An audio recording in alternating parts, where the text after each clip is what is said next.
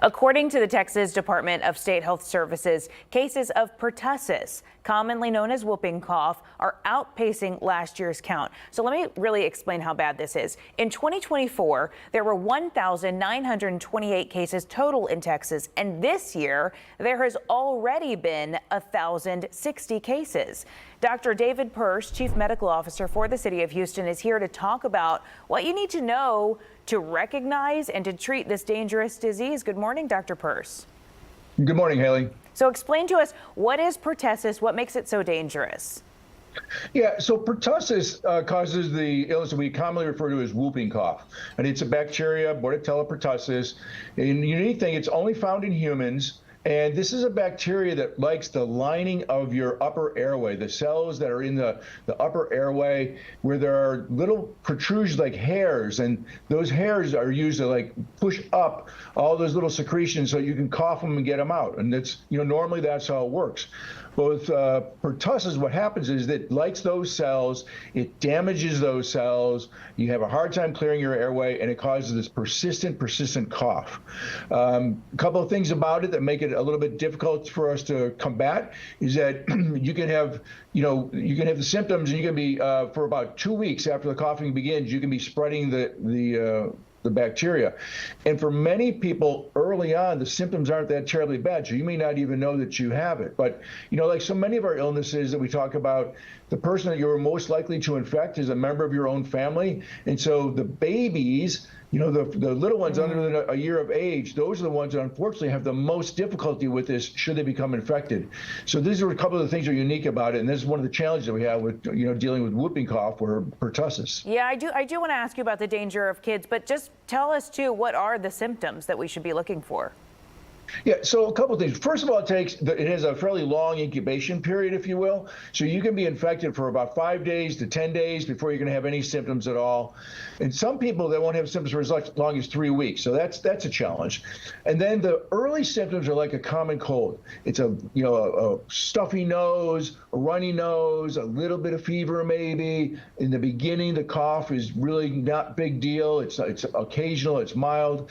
Sometimes for babies, they won't cough at all, and instead when they start having trouble, they'll just have what we call apnea spells, where they just stop breathing, and they'll stop breathing, they'll turn blue, they may get floppy. That is a big red flag to mom and dad that no matter whether it's whooping cough or anything else, if that happens, something bad is going on. You need to get your baby looked at.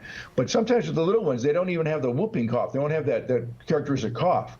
The other complications that the little ones will get, they can get pneumonias, they can have seizures. It can actually, I talked about how it affects the lining of your upper airways. It can actually get into the brain, which is a little bit unique about this bacteria, and it can cause swelling of the brain. These are the sorts of things that babies will die from. And when with whooping cough, adults, you get sick with it, and it's a real nuisance, but you don't die from it. It's the babies that can die from it. So that's part of the problem. I mean, that's absolutely terrifying what it can do to children. And I do feel like they are looking for this more in pediatric offices. So is that because it tends to affect babies so badly, but like all ages can still get whooping cough, right? Yeah, you're exactly right. So as adults, when we get it, it's the one sort of tip-off that you might have whooping cough or pertussis is that the cough, you'll get these coughing fits, right? And you start coughing and coughing and coughing and coughing and coughing and coughing, and then you feel a little bit better, and you go on, and then later on the day it comes. But that will go on for weeks. You can go on for 10 weeks with that. And I think all of us at some point have had that cough that just won't go away. Well, that's a good chance that's pertussis.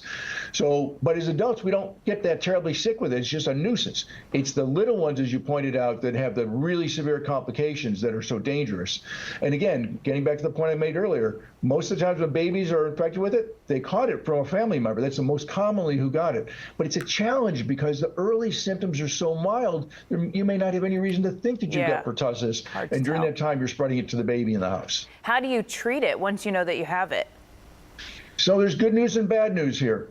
There is antibiotics, rather. It is a bacteria, so there are antibiotics that will treat it.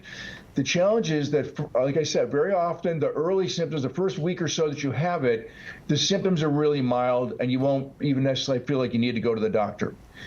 Here's the problem. the antibiotic is only going to work in those if you start it early enough. And oftentimes people don't have symptoms severe enough to send them to the doctor. The reason that you have the symptoms for so long is that when you are infected with pertussis, it damages those cells in your airway, and as you cough, you continue to damage them. So while your body gets rid of the bacteria, the damage is there, and you can continue to sort of enhance that damage with the continual coughing. And it takes, like I said, up to 10 weeks for your body to heal.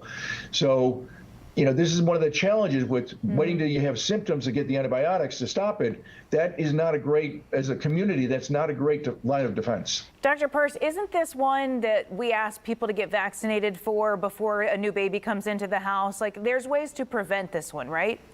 Yeah, absolutely. So there is. So when you get your tetanus vaccine, it's often married up with pertussis. So usually when you get your tetanus vaccination, you're going to also get protection against diphtheria and pertussis. There's two different forms of it. There's one we call DTaP, diphtheria, tetanus, and pertussis for the little ones. And then as an adult, you get Tdap. It's just a slightly different formulation for adults. Now with the little ones, they start getting vaccinated. The recommended schedule is to get it 2 months, 4 months, 6 months, and again at 15 to 18 months.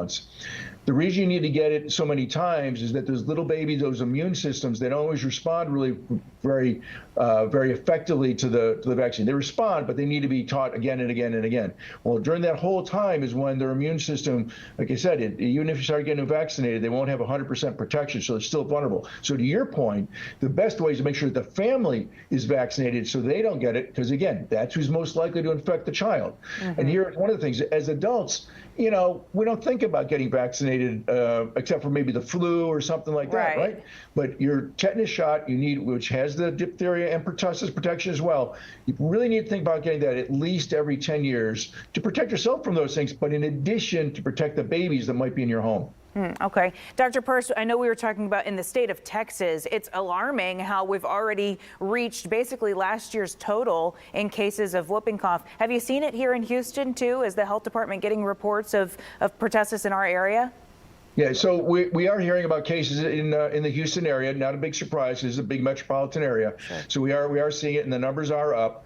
And, the other thing is that during the pandemic, a lot of these illnesses sort of dropped off and they're rebounding. And so we've talked about this with a couple of other illnesses, and it's happening with pertussis too. But again, if we can get the family vaccinated, if we pay attention to our symptoms and we go see doctors early, there are things that we can do to minimize the chances to the babies.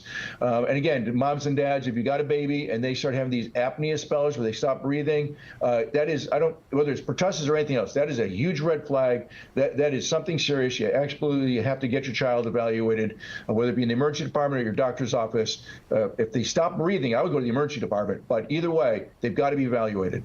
Yeah, good advice as always. Dr. Persse, we appreciate having you every Monday morning. Thank you, Haley. Good to see you.